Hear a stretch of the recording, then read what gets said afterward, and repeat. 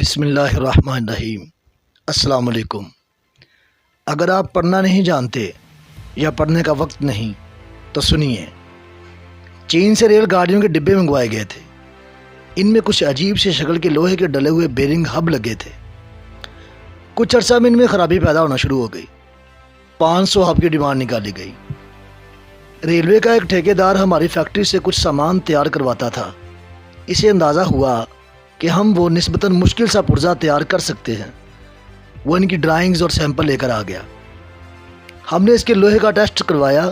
اس کی تیاری کے لیے مطلوبہ ضروری تمام آلات کی قیمت کا حساب لگایا۔ اس میں اپنا منافع اور غیر متوقع اخراجات وغیرہ ڈال کر 6500 کی کوٹیشن ٹھیکیدار کو دی۔ ٹھیکیدار نے اپنی دانست کے مطابق اور اس پرزے کی مناسبت سے بہت زیادہ قیمت کا ٹینڈر بھرا۔ ٹینڈر والے دن اس کا فون آیا۔ بہت ہی خوش تھا۔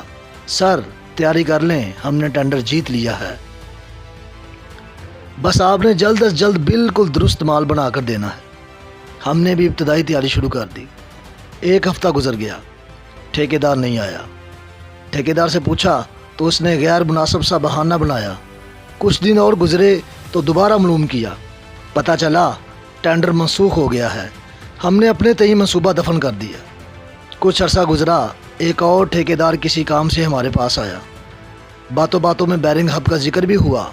ہوش ربا کہانی سننے کو ملی۔ جس ہب کا نرخ ہم نے 6500 دیا تھا، ہمارا خیال تھا ٹھیکیدار نے 9-10 ہزار میں ٹینڈر جیتا ہوگا، مگر اس نے 30,000 میں لیا تھا۔ یعنی جو مال ہم صرف 32.5 لاکھ میں بنا کر دے رہے تھے، وہ ریلوے کو 1.5 کروڑ میں پڑ رہا تھا۔ لیکن یہاں پر بھی کہانی ختم نہیں ہوئی۔ ٹینڈر میں دوسرا کم ترین نرخ 85,000 تھا۔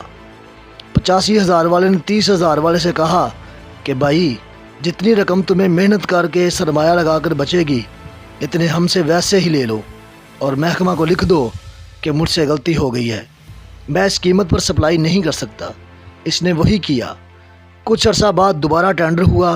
85,000 فی ہب میں آرڈر دے دیا گیا۔ جو مال ریلوے کو 50 لاکھ میں مل سکتا تھا، 4.25 کروڑ میں خریدا گیا۔ سپلائی کرنے والے نے چین سے انتہائی سستے داموں منگوا کر فراہم کیے۔ زر مبادلہ بھی باہر گیا، مقامی صنعت بھی محروم رہی اور محکمہ کو بھی زبردست نقصان ہوا۔ یہ صرف ایک پرزے کی داستان ہے۔ یہی وہ سیاسی دیمک ہے جو ہمارے اداروں کو اپنے پاؤں پر کھڑا نہیں ہونے دیتی۔